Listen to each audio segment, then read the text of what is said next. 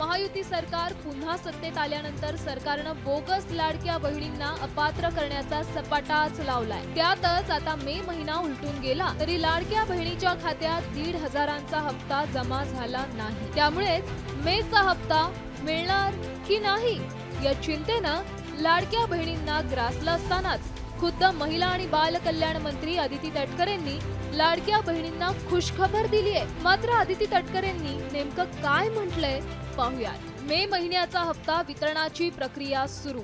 आधार link असलेल्या bank खात्यात उद्यापासून हप्ता जमा होणार। लाडक्या बहीण योजनेची दमदार वाटचाल सुरू राहणार। आतापर्यंत विविध जिल्ह्यात लाखो अर्ज अपात्र ठरवण्यात आले। ही संख्या 50 लाखांच्या घरात जाण्याची चर्चा आहे। त्यामुळे सरकारची तारेवरची कसरत सुरू आहे। त्यामुळे लाभार्थ्यांची संख्या कमी झाल्यास सरकारच्या तिजोरीचा भारही कमी होणार आहे। विनोद पाटील, साम टीव्ही, मुंबई।